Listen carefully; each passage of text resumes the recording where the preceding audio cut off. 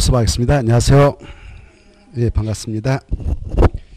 자, 오늘 국토개법 나무 파트 정리하고 그 다음에 도시개발법을 해 나가도록 하겠습니다. 오늘 181쪽부터 들어가죠. 181쪽 보시면 맞죠? 아닌가요?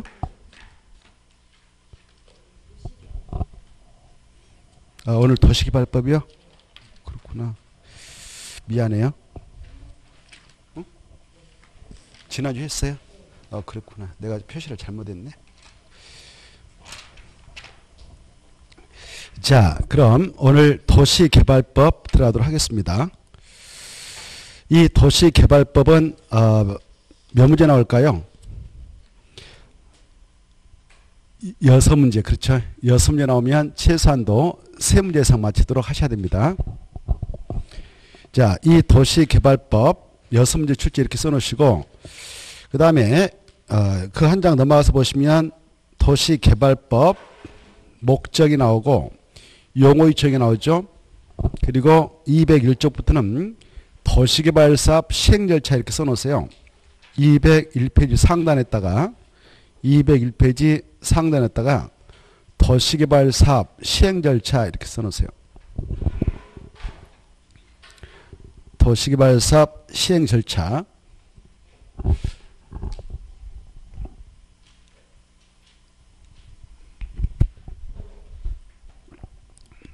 됐죠?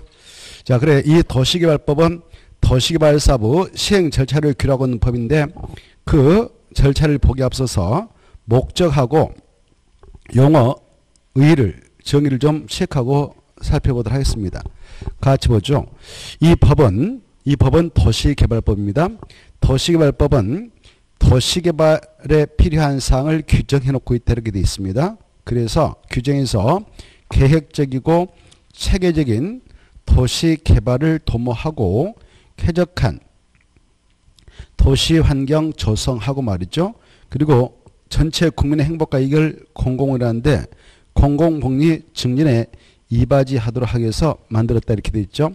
이 목적을 달성하기 위해서는 우리의 토지를 규제해 나가도록 하겠다라고 미리 선언하고 있습니다. 우리가 이 사업을 하게 되는 그 사업장에 설령 토지를 가지고 있어도 우리 마음대로 그 토지를 이용하지 못하고요. 사업부지로 제공을 해야 됩니다. 사업부지로. 그래서 때로는 수용을 당해도 할 말 없어요. 수용을 당해도. 때로는 수용을 당해도 할 말 없습니다. 이 공공복리를 위해서라면 수용도 할 수 있도록 하고 있거든요. 수용을. 그래 이 사업장에 편입되어 있는 땅 주인들 자기의 그 토지 소유권이라 하더라도 그 소유권을 무제한적으로 행사할 수 없고 때로는 그 행사에 있어서 제한을 받아도 법적으로 할 말 없습니다. 모든 국민에게 일단 재산권을 보장해주고 있습니다. 대한민국은. 왜? 사유재산권을 인정하고 있는 수정자본주의사니까. 그러나 법에 의해서 그 행사를 좀 규제할 수 있도록 하고 있는데 그때 대한민국 모든 법의 최고법이 헌법인데요. 헌법 제23조에서 그런 내용을 규정해 놓고 있어요. 모든 국민의 재산권은 보장한다 해놓고 다만 외해를 두고 있죠. 공공필요에 의하면 바로 법률이 정한 데 따라 재산권자의 제한과 수용도 가능토록 하고 있고 그 수용 시에는 정당한 보상만 해줘라 이렇게 하고 있습니다. 그리고 우리가 그 법적으로 보장되어진 재산권 행사를 할 때 해도 공공복리에 적합하게 행사하도록 규제받습니다. 그래서 이 법의 목적을 보면 공공복리 이바지하는데 이 법을 만들어서 운영하겠다 이렇게 하고 있죠. 그래서 공공복리를 위해서 하면 우리의 토지에 대한 소유권을 해버려도 할 말 없다 이렇게 생각하십시오. 그래서 이 도시개발법에서는 수용 파트도 나오고 있습니다. 자, 그러면 그건 가볍게 일단 봐두시고 두 번째로 넘어가겠습니다. 용어의 정의가 나오는데 가로 1번과 2번은 좀 잘 읽어두셔야 돼요. 도시개발구역이라는 용어 나오고 도시개발사업이라는 용어 나오는데 그때 도시개발구역이 무엇이냐. 거기 도시개발사업을 시행하기 위하여 지정 고시된 구역이다 이렇게 되어 있죠. 그때 지정했다 동그라미 쳐보세요. 동그라미 쳐가지고 위에다 씁니다. 국토교통부 장관 그 다음에 쉼표 찍고 시도지사, 시도지사, 그리고 쉼표 찍고 대도시장 이렇게 씁니다. 대도시장. 이따 우리가 또 그걸 보게 되는데요. 이와 같이 도시개발구역의 지정권자는 국토교통부 장관, 시도사, 대도시장이다 이렇게 받으시고, 얘네들이 지정고시한 구역, 이걸 도시개발구역을 합니다. 이 구역을 지정하고 나서 그 안에서만 도시개발 사업을 진행해 나가는데요. 그 도시개발 사업 뜻이 가로 2번 나와 있죠. 이 도시개발 사업이 무엇이냐 그러면 일단 도시개발구역에서만 한다. 거기다 체크. 도시개발구역에서만 하고 밖에서 하는 것은 아닙니다. 그 안에서 뭐 하자는 거냐. 주거, 그리고 밑에 가서 단지 찾아봐요. 조성 찾아봐요. 조성. 그리고 시행에다 줄 것이고 사업에다 줄 거예요. 그래 이걸 합성화시켜서 이렇게 주거, 단지, 조성, 시행사업 이렇게 해요. 또 해석할 때 상업, 단지, 조성, 시행사업. 그 다음에 뭐 산업, 단지, 조성, 시행사업, 유통, 단지, 조성, 시행사업 등등등 시가지, 조성, 시행사업 이렇게 해석할 수 있죠. 자, 그래 이러한 것들을 다 묶어서 뭘 한다? 도시개발 사업이랍니다.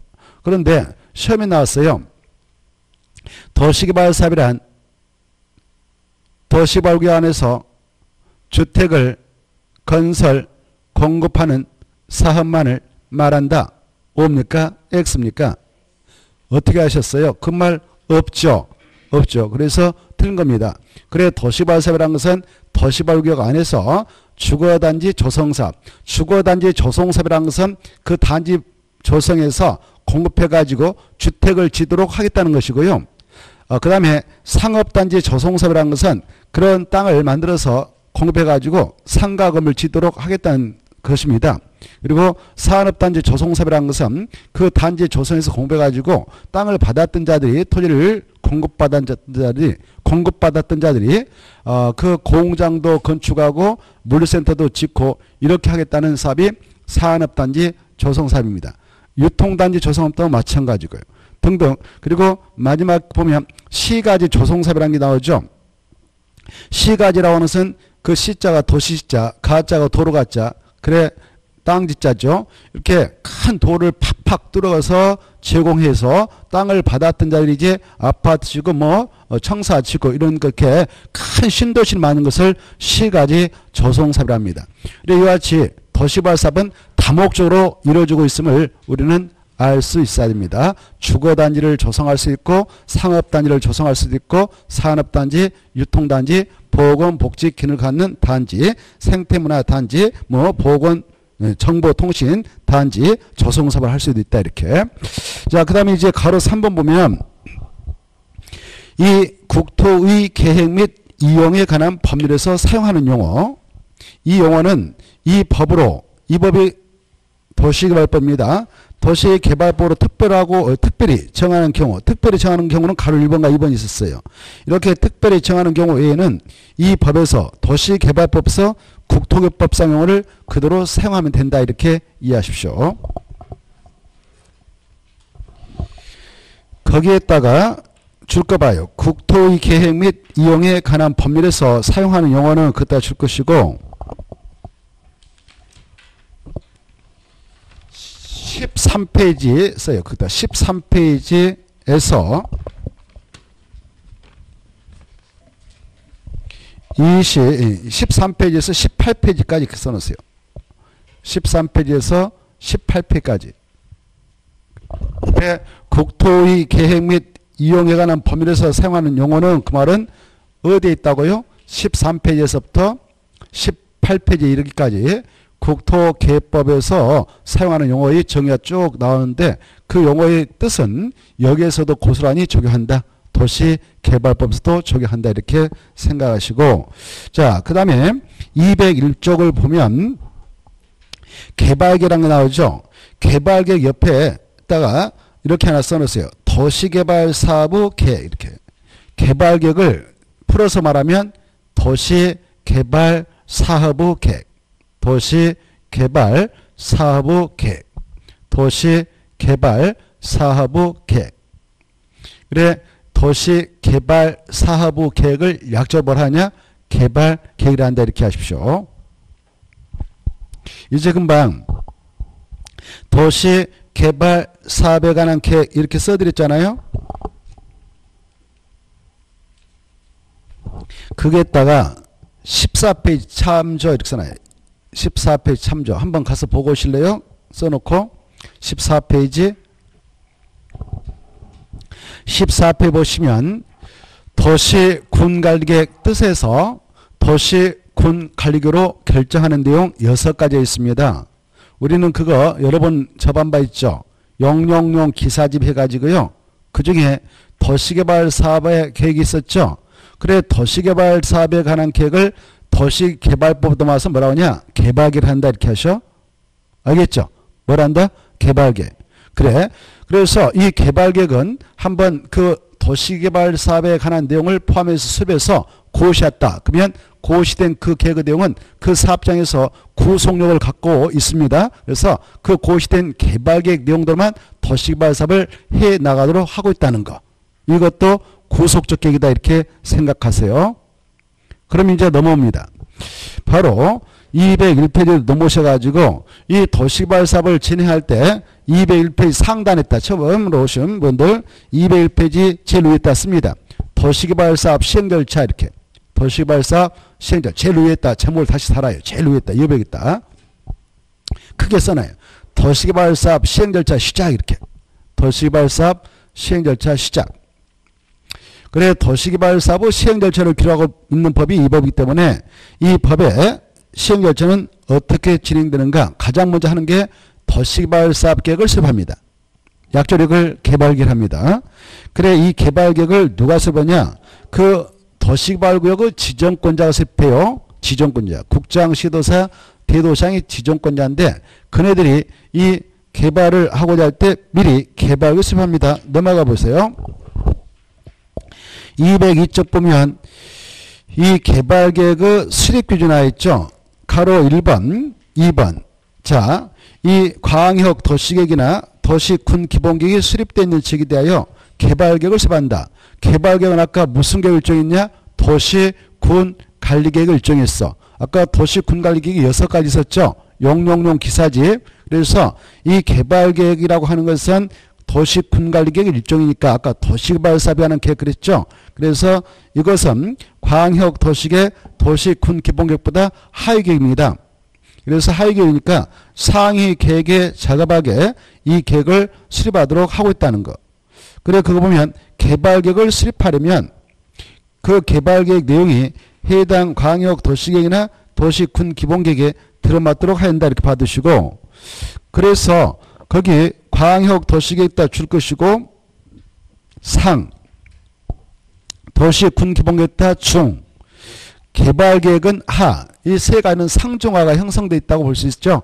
뭐가 제일로 상위 계획이냐? 광역 도시계획 그 다음에 도시군 기본계획 그 다음에 개발계획이다 이렇게.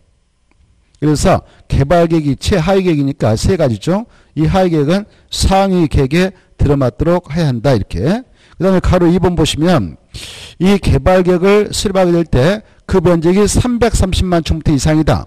330만 제곱미터 이상인 도시개발구역에 대한 개발계획을 수립할 때에는 해당 구역에서 주거, 생산, 교육, 유통, 유락 등의 기능 주거부터요 기능까지 줄 거 봐요.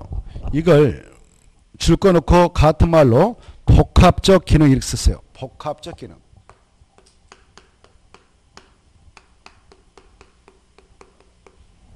복합적 기능이 거기 보면 서로 조화란 말에다 포인트 잡아요. 서로 조화가 이루도록 해야 된다 이렇게. 그 면적이 얼마 이상이면 이게 의무상이냐? 330만 제곱미터 이상이다. 이걸 기억하는 것이 여러분이 해야 할 일입니다. 그 면적이 얼마 이상이면 이걸 적용한다? 330만 제곱미터 이상. 자, 330만 제곱미터 이상이면 어마어마한 큰 신도시를 만드는 겁니다. 하나 신도시를 쾌적하게쯤 조성하려고 지정했던 것인데 그 면적이 이렇게 330만 제곱미터 이상이다.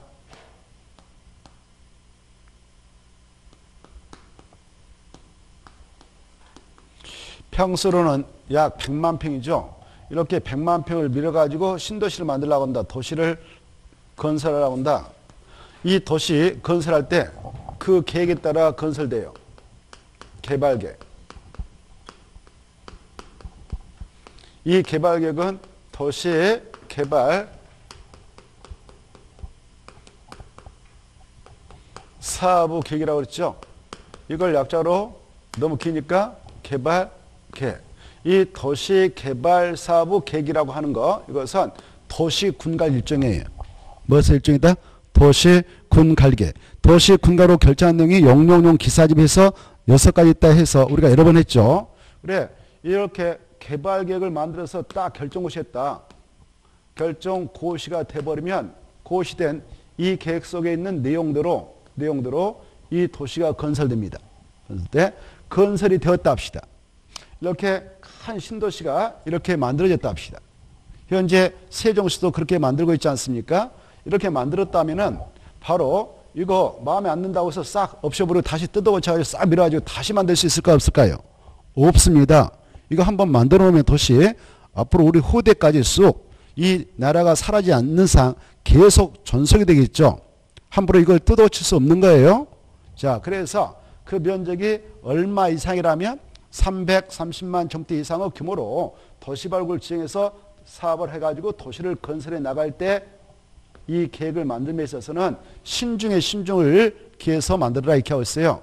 그래서 여기에 주거기능을 배치하고 여기에 교육기능을 배치하고 그 다음에 여기에 유통기능을 배치하고 그 다음에 여기에 생산기능을 배치하고 그 다음에 여기도 유통기능을 배치하고 그 다음에 이쪽에 유락기능을 이렇게 배치하게 된다면 나름대로 이 도시가 건설되어졌을 때 서로 조화로운 도시가 될 수가 있을 것입니다.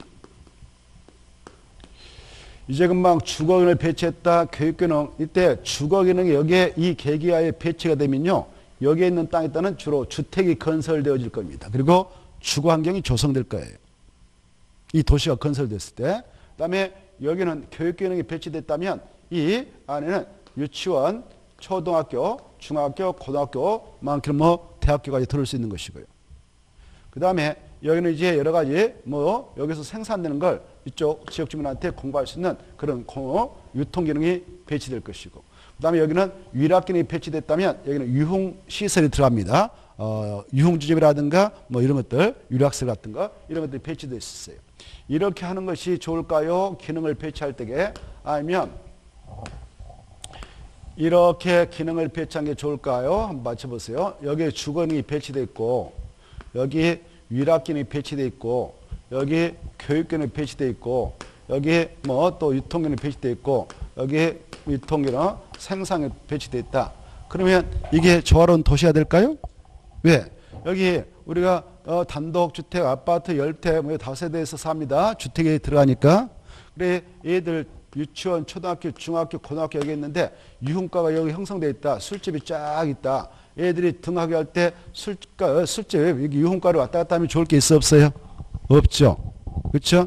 여기 만약 저녁에 아빠가 여기서 술 먹고 있다. 엄마는 여기에서 술 먹고 있다. 다른 이상하고 그러면 애들이 우리 엄마 잘하고 있다. 우리 아빠 잘하고 있다. 그럴까요? 난리 날까요? 집에 올 때마다. 그렇죠? 그래서 조화로운 도시가 될 수가 없는 거예요. 자, 그래서 그 면적이 얼마 있으면 이런 여러 가지 기능, 이걸 복합적 기능이 하는데 복합적 기능이 서로 조화가 이루도록 이 개발을 만들어야든가 그 면적이 얼마 이상이면 의무상인가 330만 좀더 이상이면 의무상이다 이렇게 받으세요. 끝으로가 중에 서로 조화가 이루어지도록 해야 된다 이게. 이렇게. 알겠죠?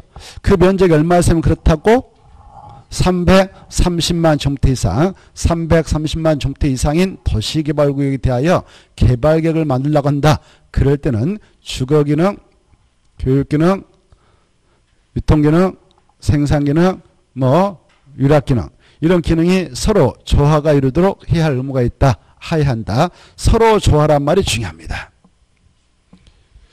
서로 조화 그러면 정말 좋아지는 것입니다. 좋아지면 어떻게 될까요?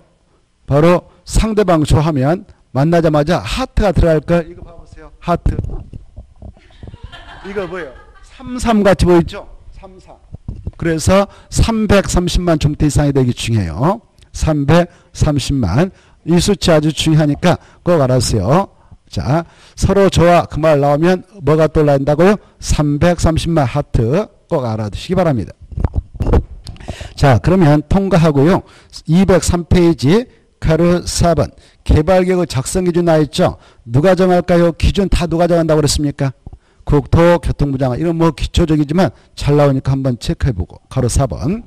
그 다음에 이제 이 개발계획을 만들 때에는 개발계획은 그 도시를 건설하기 위한 내용을 포함합니다. 자, 개발계획은 다음 사항이 포함된다 이렇게 돼 있죠. 어떤 거냐? 그 계획에 따라 사업을 하고자 하는 그 구역의 면적, 위치, 명칭 이거 정해라 이렇게 돼 있죠. 주거단지 조성사업을 할 거냐라는 명칭, 상업단지를 조성하기 위한 장소냐 명칭, 아니면 바로 시가 조성사업을 하기 위한 장소냐 명칭, 이렇게 생태문화단지 조성할 거냐 명칭, 그리고 그 위치가 어디냐, 몇 번지 몇 번지 어디에 위치하고 있는 땅들이다, 면적 이런 것들을 먼저 이 개발에다 집어넣습니다. 둘째, 이 구역의 지적 목적과 사업을 만약 그 안에서 도시 건설에 들어간다면 언제부터 언제까지 할 거냐, 사업 시행기간. 그 다음에 밑에 4번 시행자는 누가 들어가서 할 것이냐, 이거 시행자. 시행자라고 하는 것은 12명이 있는데요. 12명 중 하나를 찍어서 보내거든요. 12명이 시행자 자격이 주어집니다. 그 다음에 5번 시행방식 뭘로 할 거냐. 시행방식은 세 가지가 있습니다. 그래 수용상방식, 환지방식, 혼용방식인데 이 사업장에서는 무슨 방식을 적용해서 할 거냐, 이것도 선택해서 이 개발에다 집어넣어서 고시합니다. 그리고 그 도시 건설할 때 인구는 몇 명 수용되는 도시가 되도록 할 것이냐, 바로 이 현재 세종시를 건설하고 있는데 세종시의 이 개발계획을 들여다보면 50만 도시가 되도록 하는 것을 목표로 하고 있습니다. 인구 수용계획이. 그래 지금은 약 30만 명 정도 찾는데 앞으로 더 20만 쳐야 되겠죠. 자, 그래 주로 혁신도시는 한 10만 정도, 뭐 여기저기 혁신도시가 건설되고 있는데 그런 도시는 10만을 목표로 하고 있습니다. 쉽게 차지를 않습니다. 지금 10만이. 자, 아무튼 인구 수용격도 포함하는 겁니다. 그 다음에 토지용계, 그 구역 안에 새로이 도시가 건설될 때 그 구역 안에 들어서는 땅 있잖아요. 이 땅은 주거용도로 쓴다, 여기는 사무용도로 쓴다, 여기는 뭐 교육용도로 쓴다, 이렇게 그 토지 용격도 다 정해요. 그 다음에 7-2번 원형지로 공급될 대상인 토지와 개발 방향도 포함할 것 같은 포함이라 이렇게 되어 있죠. 원형지가 뭐냐면은 여기 바로 하나의 도시를 건설하고자 할 때 그 구역을 지정합니다. 그 구역을 아까 도시발구라고 그랬죠. 그 구역을 이렇게 지정하게 되면 여기에 편입된 땅들 있잖아요. 이 땅들을 듣다 보면 아직 개발되지 않은 논바 야산이 있단 말입니다. 그런 땅을 원형지, 아직 도시개발 사업을 통해서 조성되어 있지 않는 원래 상태의 토지를 뭐라 한다고요? 원형지라고 해요. 원형지. 뜻 알겠죠? 이따 또 봅니다만은 원형지가 그렇구나 이렇게 일단 이해해 두시기 바랍니다.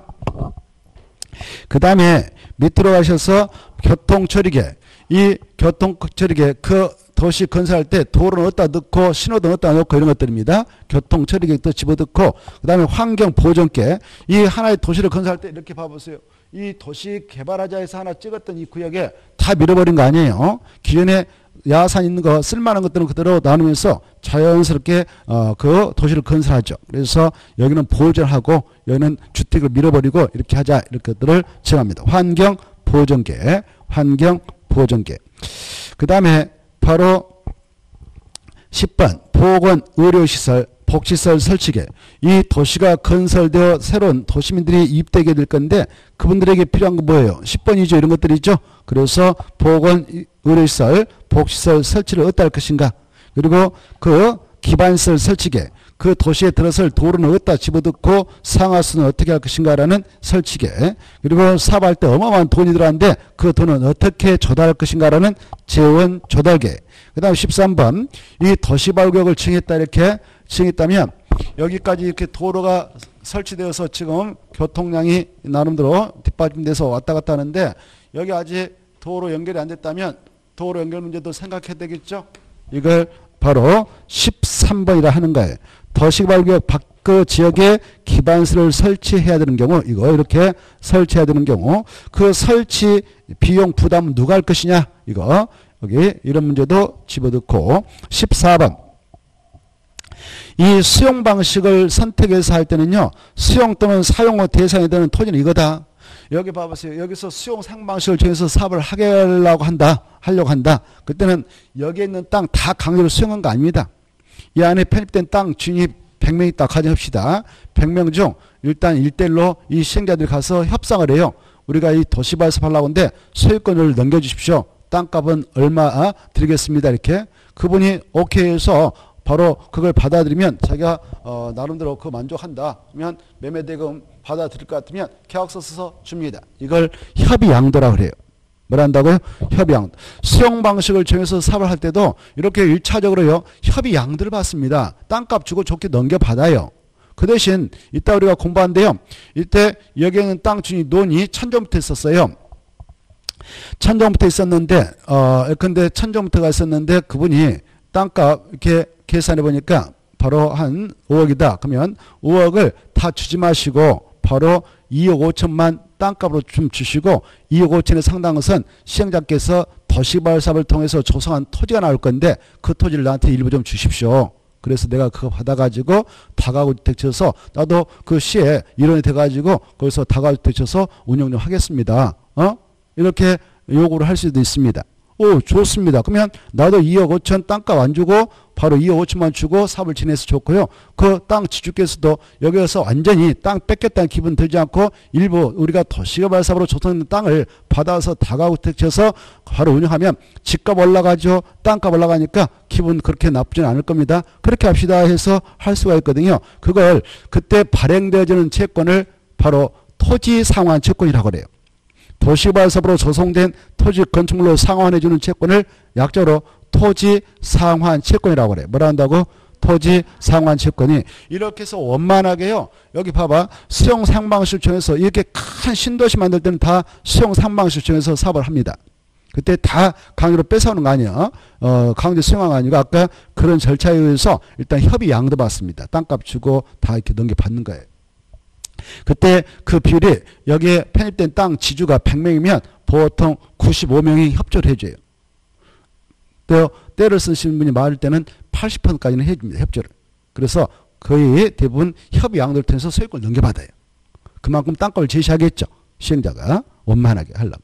그렇죠? 넉넉하게 제시한단 말이에요. 양의 차게끔. 그리고 아까 그렇게 토지상환 채권을 또 일부 줍니다. 알겠죠? 토지상환 채권을 주는 거예요. 근데 그 중에 꼭 때를 쓴 사람이 있단 말이에요. 100명 중 5명이라든 15명 정도 프로테이를 보면은 그렇게 나와요. 그러면 그분들 어때요? 그분들 땅이 하필이면 여기에 어떤 사람과 여기 하나 조그만 한 개가 박혀 있고 어떤 사람 여기 하나 박혀 있고 이렇게 박혀 있고 박혀 있다. 이렇게 박혀 있다면 이것 때문에 이 도시를 건설하는데 방해되면 안 되지 않겠습니까? 그렇죠? 이걸 뺏어야 되겠죠. 그래야 계획적으로 쾌적한 도시를 조성해 나갈 수 있지 않겠습니까? 이때 이걸 뺏어오는 걸 뭐라고 하냐? 수용이라고 그래. 그때 이 개발기 만들 때게 야 이것은 수용할 거야. 수용. 협의 양도 안 해주니까 수용할 거다라고 14번을 집어넣는 거예요. 수용, 사용 후 대상인 토지는 이거다. 건축물 이거다. 토지에 정착했는 감람 변함 이거다. 소유권에 걸려있는 뭐 여기 지상권 있다. 그리고 광업권 있다. 의협권 있다. 무료 사용 권리가 있다. 이런 것들을 다 집어넣어서 바로 여기다 집어넣습니다. 이걸 세부 목록이라고 그래요. 뭘 한다고요?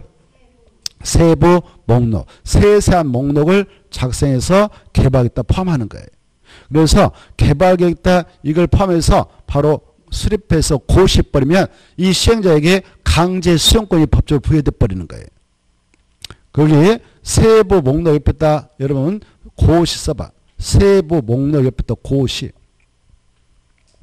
고시 썼나요? 그러면 이렇게 써. 점 따당 찍고 고시 써놓고 점 따당 찍고 이때부터 써요. 이때부터 시행자에게 토지 등의 강제 수용권이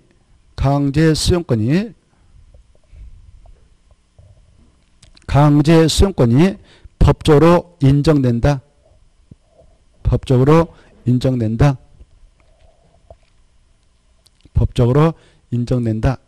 그래 언제 이 사업을 함에 있어서 시행자에게 그 사업에 필요한 토지 등의 아까 제가 언급했던 그거 있죠? 토지, 건축물, 토지에 정착했는 물건, 소유권의 권리, 강화권, 어허권, 무료 사용권리 이걸 싹 약조로 토지 등이라고 그래. 뭐라 한다고? 가로 안에 그 써줬죠. 법에서 그렇게 하고 있어. 내가 하는 게 아니고 약자로 뭐라 한다고 이제 금방 그것들을 토지 등 그래. 이 토지 등의 강제 수용권은 언제 시행자에게 인정돼 버린다고? 그래. 먼 곳이. 오, 그래.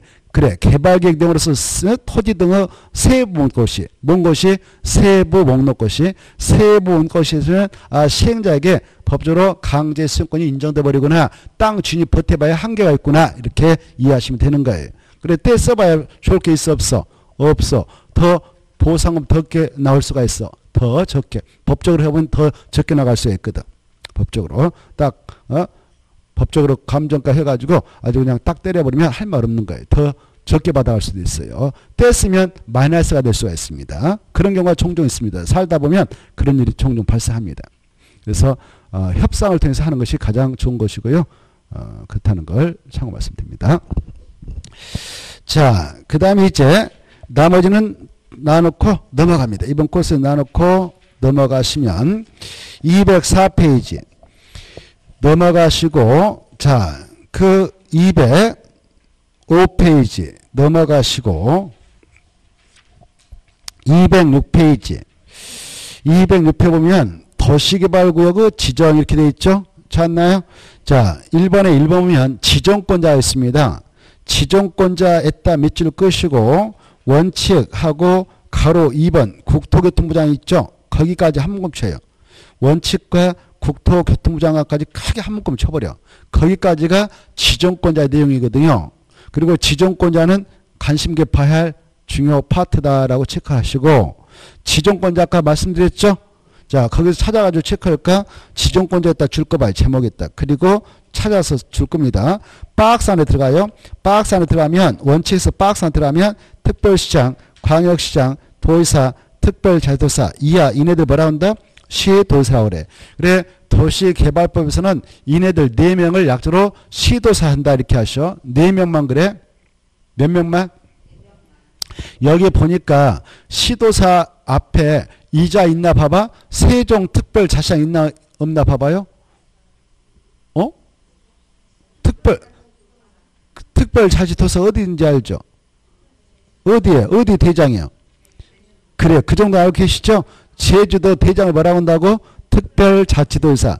세종특별자치시의 대장을 뭐라고 그래? 특별자치시장. 특별자치장 나와요 안 나와요? 그래, 옆에다 써서 X 쳐. 특별자치장은 없구나. 써서 X. 그래서 이 파트 할 때는 그걸 생각하면서 진행해야 된다. 누군 안 나온다고? 특별자치시장. 그러면 이 세종특별자치장은 바로 도시개발구역을 지정할 수 있다 없다? 없어요. 왜냐하면 노무현 대통령실에 세종특별자치를 건설하고 도시개발구역이다라고 저 밑에 나오는 국토교통부장관이 지정을 했던 거예요.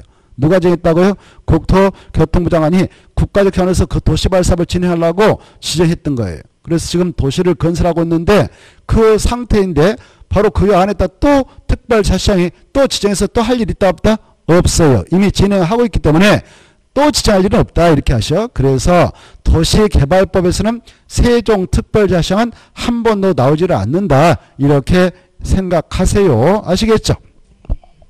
그래 이제 지정할 수 있는 장을 보니까 특별시장, 광역시장, 특별자치도사, 도지사 4명을 약속하고 우리끼리 시도사 하자 이렇게 법에서 약속하고 있죠. 자, 그리고 대도시장도 지정할 수 있다 이렇게 돼 있죠. 2번 찾았나요? 체크해요. 대도시장. 대도시장 뜻은 거기서 떠났죠. 법에서 서울특별시도 아닌 것이 6대 광역시도 아닌 것이 그래 광역시 옆에다 또 하나 써봐요. 세종특별자치.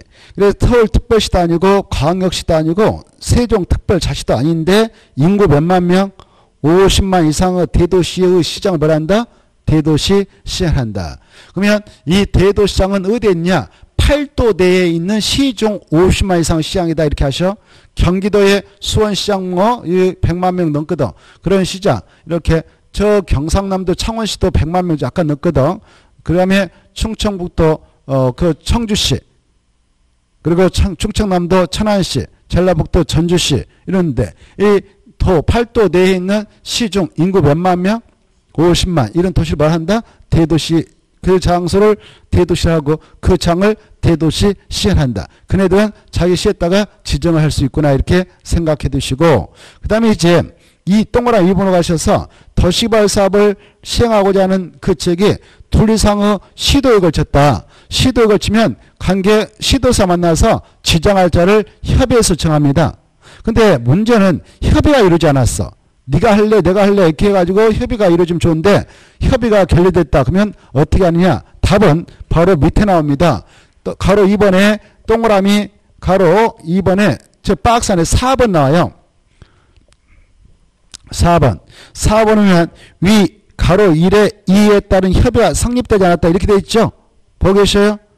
그래. 그 1의 동그라미 2에 따른 협의가 성립되지 않았다. 그것은 아까 그 위에 시도사가 시도에 걸쳐서 도시발굴 정해 나갈 때 협의하면 좋은데 야 네가 할래 내가 할래 해서 협의해서 딱 지정할 자를 정하면 되는데 협의가 성립되지 않았다. 그때는 국토교통부 장관이 직접 도시발굴 정한다. 이거 아셔야 돼요. 다시 한번 누가 진다고? 국토교통부 장관이 지정할 자를 정해준다. 직접 구역을 정한다. 그래 그걸 아시대. 도시발굴을 직접 정하지 네가 정해라라고 지정할 자를 정해준 거 아니다. 이걸 꼭 이해해 두시고 자 남은 이제 간단해. 이 국토교통부장이 지정할 수 있는 경우 수가 있죠. 이건 한 문제감이니까 잘 봐두셔야 돼. 중요해가지고 한 문제감이다. 한 문제감. 그래 지정을 국토교통부장이 할 수 있는 경우 수가 있다. 5가지가 있다. 5가지를 이해하고 머리에다 넣어야 되겠습니다. 국토교통부장은 다음에 해당하면 도시개발을 정할 수 있다. 이렇게 돼 있죠. 1번부터 5번까지 묶어쳐서 공부하기 이렇게 앞에다 써요. 불러드릴게요. 국장이 도시개발구역을 지정할 수 있는 경우 5개. 국장이 도시개발구역을 지정할 수 있는 경우 5개. 그리고 중요표하고 머리에다 넣으세요. 중요표하고 한 문제 나올 거예요. 이걸로. 문제 너무 쉽죠 이거. 근데 막상 문제 풀면 쉬운 건 또 아니에요. 왜? 응용해서 나거든. 암기해가지고 될 일이 아니고 이해를 해야 돼. 자 1번에 이해할 거 없어. 박스 안에 들어가서 보니까 국가에다 줄 거예요. 국가가 도시개발 사업을 시행할 필요가 있다 그러면 국가를 대신하는 몸이 국토교통부 장관이거든. 지금 세종시도 누가 이 도시개발 사업을 할 필요가 있어서 지금 진행하고 있냐? 국가에서 하고 있는 거예요. 국가. 누가 하고 있다고요? 국가. 그래 국가가 이 도시개발 사업을 해야 할 필요가 있다. 그때는 누가 이 도시개발구역을 정하게 된다고요? 국토교통부 장관. 이건 쉽죠. 이제 두 번째하고 세 번째는 이해를 하셔야 돼. 세 번째, 두 번째. 그것다 써요. 두 번째, 세 번째 묶어가지고 이해하자 그랬잖아. 이해하자. 암기하지 못 맞춘다 그 말이에요. 시험장에는 암기하지는 못 맞추고 이해를 해야 된다. 2번 보면 관계 중앙에 떴던 중앙행정기관장이 요청하는 경우 찾나요? 중앙행정기관장이 요청. 이때 중앙행정기관장 밑에 딱 장관님 그랬잖아. 장관님. 이때 중앙행정기관장은 누구다고요? 장관. 대한민국 장관이 18명 계셔요. 여기 들어봐요. 장관이 18명 계신데 18명 중 이 도시발굴 정할 수 있는 권한권자는 장관 중에서는 누구만 정할 수 있냐? 국토교통부 장관 한 분만 정할 수 있어. 법적으로. 그러면 나머지 17명 계시죠? 예컨대 문화관광체육부장관이 있다. 문화관광체육부장관이 혼자 자기가 전국을 여행하러 다니면서 보던 장소가 있는데 어느 장소 보니까 너무너무 빼놔가지고 관광도시를 건설하면 딱 좋겠다는 생각이 들었어. 근데 자기가 도시발굴을 정할 수 있는 권한이 없어요. 그럴 때는 국토교통부장한테 야 여기다 좀 지정 좀 해주라 라고 요청할 수 있는 거예요. 그래 이때 장관은 장관한테 요청한다 이거 하셔야 돼. 이해돼요? 장관은 장관한테 요청한다. 그래 두 번째는 장관으로 이해하셔야 돼요. 장관은 이름이 많아. 아까 말씀드렸어. 그냥 장관 무슨 장관이든 장관이 요청할 때 누구한테 한다고요?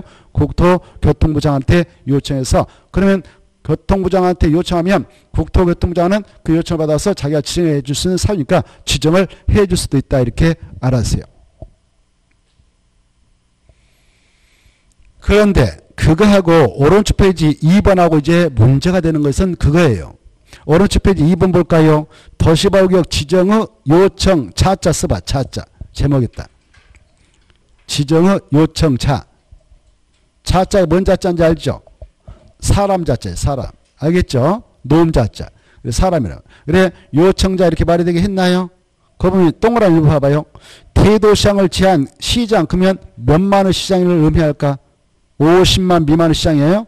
아까 대도시장은 지정할 수 있다고 그랬죠? 근데 대도시장 빼고 그러면 시장하면 몇만 명 미만이다고 50만 미만의 시장. 그리고 군수하고 자치구청장 줄 거예요.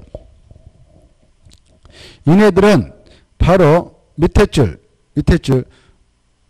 특별시장, 광시장, 도시장에 제출해서 서류를 제출해가지고 도시발교구 지정을 뭐 할 수 있다? 마지막에 그래 줄 거예요. 요청할 수 있다. 그래 자 여기 서울에 저 노원구청장이 있다. 그러면 노원구에다가 자기는 지정할 수 없는 거야 이걸. 알겠죠? 근데 그 구청장은 무엇을 할 수 있다? 요청. 요청서 들고 갈 때 국토교통부한테 갈 수 있다? 없다? 없어. 급이 달라. 그분은 누구한테 갈까? 그렇죠. 서울특별시장 박원순한테 가야 되는 거야. 이해되죠? 관계를 이해하시라고. 알겠죠? 자치구청장은 대한민국에 두 군데 있어. 서울특별시하고 6대 광시. 알겠죠? 이때 자치구청장은 요청서 들고 갈 때 서울은 특별시한테 가지 국장한테 가는 거 아니다. 6대 광역시는 누구한테 간다? 광역시한테 간다. 알겠죠? 그 다음에 팔도대에 있는 대도시장을 제한 시장과 군수는 요청서 들고 누구한테 가느냐? 도지사한테 간다 이겁니다. 이해되죠? 자 그리고요 저기 부산광역시에 기장군수 있잖아요. 기장군수는 자기 군에다 도시발구를 지정할 수 있어 없어? 없어. 저 인천광역시에 옹진군수 광화군수 그 군에다 지정할 수 있어 없어? 없어. 무엇은 할 수 있어? 지정 좀 해주세요라고 요청할 수 있는 거예요.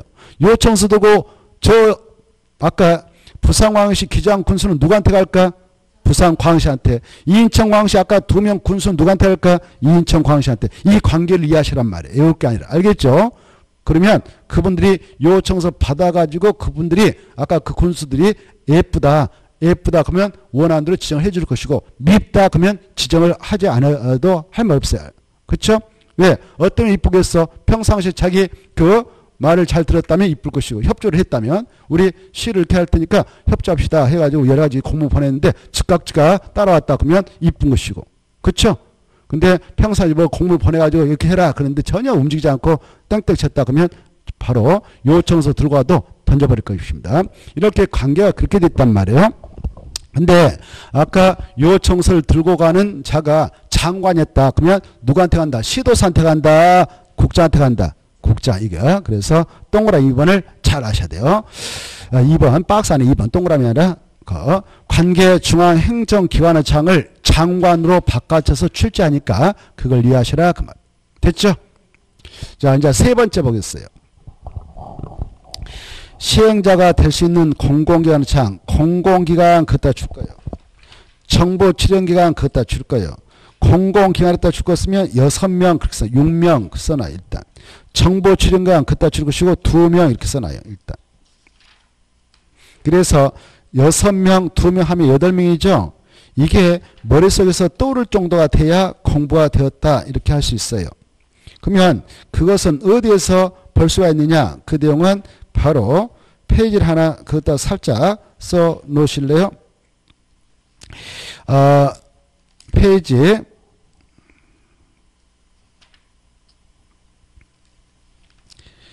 219페이지 이렇게 써놓으세요. 219페이지. 그래서 219페이지 한번 보고 올까요?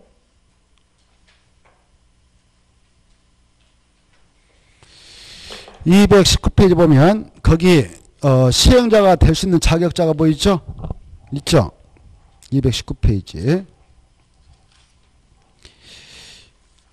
자, 거기 보면 시행자 해가지고요. 이 파트를 여러분은 여러 번 보는 게 좋아요. 문제가 3번 나왔는데요. 거기 원칙에서 도시개발사업 시행자는 다음 박스 안에 있는 12명이 있는데 그 중에서만 도시개발구역을 지정했던 지정권자 지정한다 이렇게 돼 있죠. 다만 도시개발구역 전부 동남이 환지방식 동남이 환지방식 시행할 때는 바로 토지소유자나 토지소유가 만든 조합을 시행으로 지한다 이거 봐두시고 이때 시행자가 될 수 있는 자는 박스 같아. 거기 보면 박스 위에다 다시 한번 조그만하게 여러분만 알 수 있도록 이렇게 써봐요. 박스 위에다가 불러드릴게요. 도시개발 사업 시행자가 될 수 있는 자. 도시개발 사업 시행자가 될 수 있는 자 12명.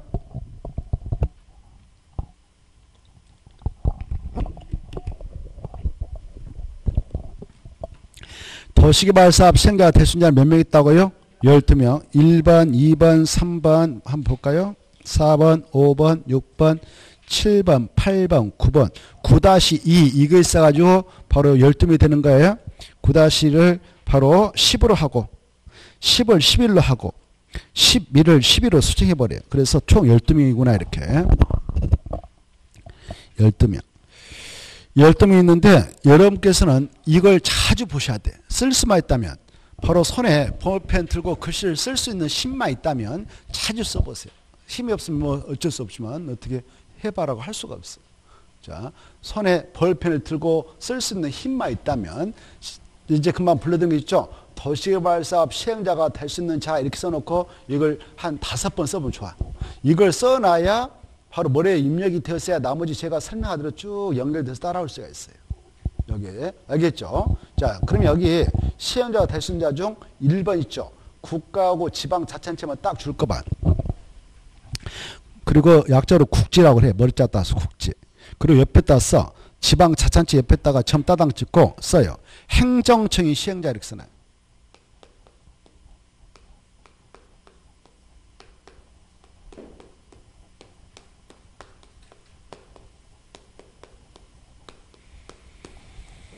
그래, 얘네들이 뭐라 한다고요?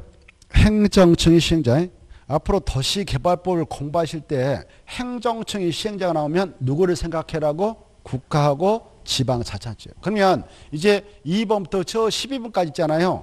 그네들은 뭐라고 표현하느냐? 이것을 반대말 쓰면 돼. 반대말 뭐예요? 그렇죠. 비행정청이 시행자. 또 쉽게 말하면 이렇게 하면 돼. 행정청이 아닌 시행자 하면 돼. 그렇죠? 행정청이 아닌 시행자. 행정청이 아닌 시행자면 2번부터 끝까지 기는 거예요. 이런 용어를 하면 아 그렇구나 이렇게 이해가 돼 있어야 돼요.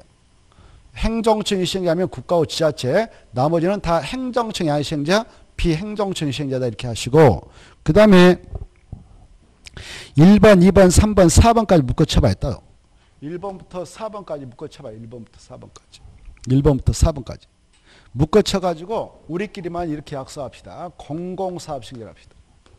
공공사업 시행자. 얘네들은 공적 주체죠? 민간이 아니죠? 이렇게. 공공사업 시행자 우리끼리. 그리고요 4번 밑에 이제 5번 있죠? 5번 넘어가서 6번부터 11번까지. 5번부터 11번까지 있잖아요. 이걸 묶어서 민간사업 시행자 이렇게 써놔요. 민간사업 시행자. 그래 민간사업 시행자. 5번부터는 딱 묶어서 11번까지 민간사업 시행자. 민간사업 시행자. 그래 얘네들은 민간. 뭐라고? 민간. 얘네들은 공적 주체인 공공사업 시행자. 그래 이제 여러분 안 보고도 이게 떠올라. 공공사업 시행자, 국가, 지방자치단체, 공공기관 6명, 정부 출연한 2명, 지방공사가 있구나 이렇게 떠올라야 돼. 그래야 이게 연결된다고 그랬잖아 아까. 그러면 이 도시개발법이 연결이 안 돼가지고 끊겨가지고 이해가 안 되고 어려워지는 거예요. 이것부터 먼저 연습을 해야 돼요. 시행자가 될 수 있는 자 12명이 있다 해놓고 공공사업 시행자는 1번부터 4번까지고 5번부터 11번까지는 바로 민간사업 시행을 한다. 11번 밑에 12번 아까 있었죠. 거기선 공동출자법이라고 해요.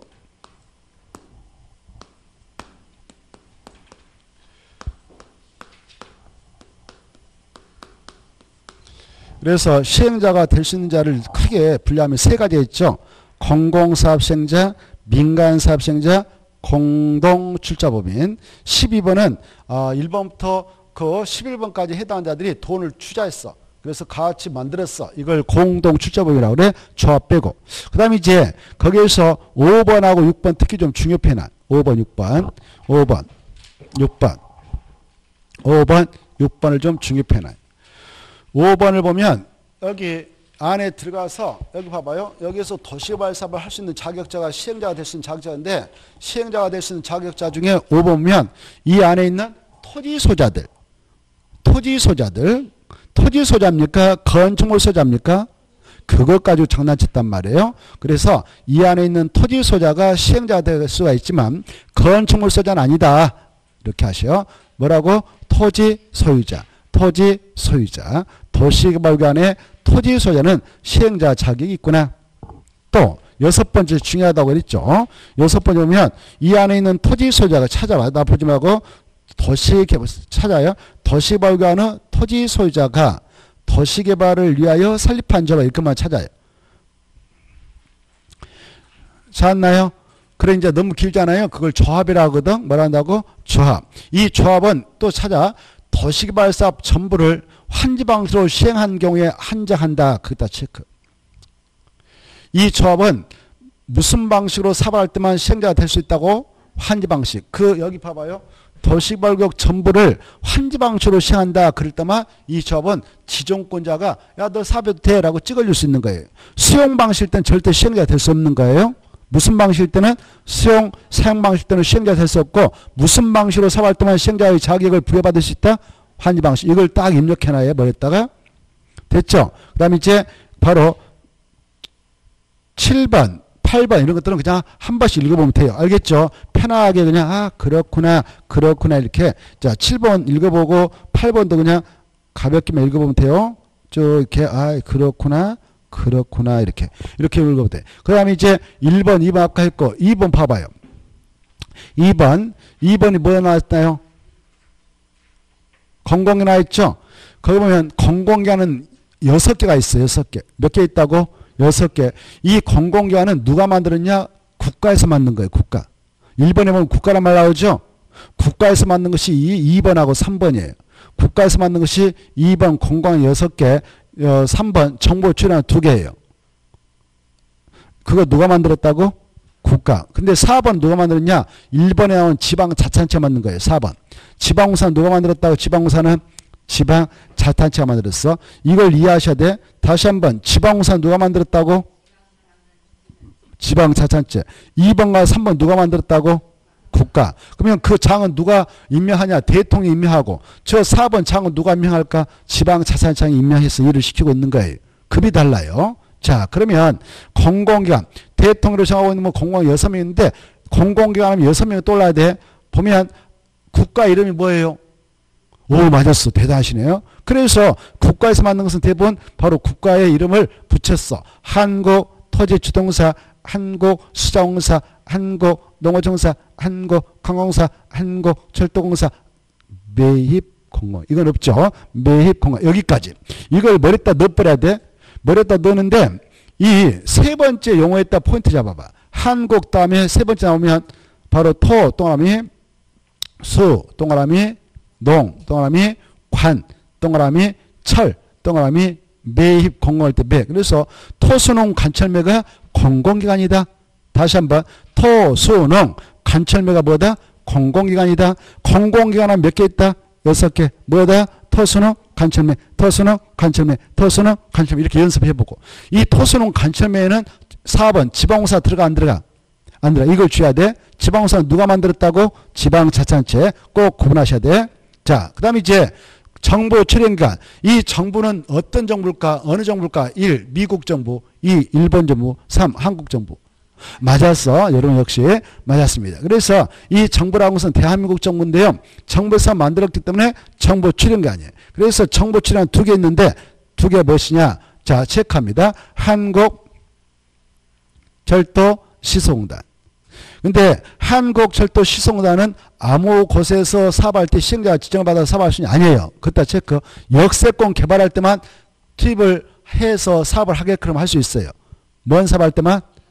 그래 그거 아셔야 돼. 자 다시 한번 역세권 개발 사업할 때만 역세권 무슨 역이 있다. 저 아산 쪽은 배방역 있다. 배방역 옆에 뭐 도시발 사업을 했다. 역세권 개발한다. 그러면 그때는 누구를 시행자로 보낼 수 있다고요? 한국철도시설공단. 한국철도공사. 그럼 틀리겠어요? 한국철도공사가 아니라 뭐라고? 한국 한국철도시설공단. 잘 구분하셔야 돼. 한국철도공사 그 위에 나오는데 그거 아니고 한국철도시설공단. G. 한번 시험에 나왔습니다. 다시 한번. 역세권 개발사업 할 때만 시행자 지정을 받을 수 있냐 누구다고? 한국철도시설공단. 됐죠? 그 다음에 두 번째. 저기 제주도 있죠? 제주도를 뭐라 그래? 제주특별자치도라고 그러죠? 그래, 제주특별자치도를 국가에서 도시발굴력 지정해서 사업을 하고 싶어. 그때 사업시행자를 육지에 있는 기관을 투입해서 일을 시키면 비행기 타고 왔다 갔다 해야 되죠? 배 타고 왔다 갔다 해야 날 새죠? 그래서 아예 거기에다가 정부에서 만들어 놓고 있는 기관이 있어. 정부 출입기관. 그걸 제주국제자유도시 개발센터라고 그래요. 보고 계세요? 제주국제자유도시 개발센터는 육지에서 도시개발 사업할 때 시행자 될 수 없고 어디에서 사업할 때만 시행자 지정을 받을 수 있냐? 제주특별자치도에서 도시개발 사업을 할 때만 한정해서 시행자 지정을 받을 수 있다. 이렇게 알아두십시오. 됐죠? 자, 그 다음에 이제 지방공사는 바로 2번, 3번하고 급이 다르다. 이렇게 하셔. 됐죠? 자, 여기까지 정확하게 일단 이해를 해 주시고 다시 앞으로 가봐요. 다시 앞으로 가면 바로 아까 국토교통부 장관이 지정할 수 있는 경우에서 3번 하다 말했죠. 자, 3번 나름대로 감이 생길까요? 자, 시행자가 될 수 있는 공공기관의 장. 보고 계세요? 공공기관의 장은 몇 명 있었어? 6명. 토소농 관철매가 떠나야 되죠? 토소농 관철매. 그리고 정부 출입 몇 명 있었어요? 2명. 이거 누가 만들었어? 국가에서 만든 거예요. 그래서 그 장들은 30만 정도 이상의 규모로 누구한테 직접 지정해달라고 제안서를 낼 수 있냐? 국토교통부 장관. 됐죠? 8명 이네들이 제안서 낼 때는 누구한테 한다고? 국장한테. 근데요, 다음에 또 우리가 공부합니다면은 아까 그 시행자가 될 수 있는 자 있었죠? 그 중에 지방공사도 있었죠? 지방공사. 아까 있었잖아요. 지방공사. 4번. 생각나 안 나요? 지방공사. 나을걸? 나죠? 지방공사는 여기에 공공기관청, 정보출연기관청에 들어가지 않는다. 그래서 제안을 할 때 국장한테 가지 못한다. 이렇게 알아주십시오. 그 다음에 이제 5번. 천재지변이 발생했다. 그래서 긴급하게 그 도시개발 사업을 할 필요가 있다. 그때는 누가 지정해서 할 수 있다? 국토교통부 장관. 천재지변 뭔지 알죠? 하늘에서 내려온 재앙을 천재, 땅에서 일어난 빌라인을 지변. 그래서 땅에서 일어난 뭐 해일이 닥쳤다든가 지진이 발생했다든가 이런 것들이 다 바로 천지변이죠. 그리고 하늘에서 폭우가 내려서 어느 쪽을 날쳐버렸다. 그러면 이게 바로 천재 아니겠습니까? 과거에 일본에서 바로 해일이 닥쳐서 바로 원자력 발전소 파괴하고 그랬죠. 그거 바로 천재지변입니다. 그때 그 지자체에서 그걸 수습할 수 있어 없어? 국가적 힘을 동원해도 그걸 수습할까 말까 하는데, 그래서 이렇게 천재지변이 발생해가지고 긴급하게 도시개발 사업을 통해서 그 장소를 바로 살려낼 필요가 있다. 그럴 때는 국가적 차원에서 사업을 해야 되니까 국장이 지정해서 사업을 할 수 있다. 이렇게 받으십시오. 5가지. 국토교통부 장관이 도시개발구역을 지정할 수 있는 경우 5가지를 보았습니다. 이게 함부로 시험에 나올 거니까 꼭 알아두셔야 돼요. 다시 한번. 지정권자 정리하고 쉬었다 하겠는데, 지정권자 옆에다가 제목 씁니다. 국장 심표 찍고, 시도사 심표 찍고, 대도시장. 이네들은 뭐하다고요? 지정권자예요. 그런데 오른쪽과 비교라고 해서 오른쪽 펴봐봐. 지정 요청자는 누가 있느냐? 지정 요청자는 대도시장을 제한 시장과 군수와 자치구청장, 그다 줄까? 대도시장을 제한 시장과 군수와 자치구청장은 지정권자다, 지정 요청자다. 지정 요청. 이게 중요한 거예요. 얘네들은 지정할 수 없다. 얘네들은 누구한테 지정을 요청하느냐? 특별시장, 광역시장, 도지사한테. 근데 아까 중앙행정기관장은 요청할 때 누구한테 요청하냐? 국토교통부장. 왼쪽에 아까 했었죠? 이걸 꼭 눈으로 파악을 해 두시고 잠시 쉬었다가 3번 도시개발구역 지정 제한을 보도록 하겠습니다.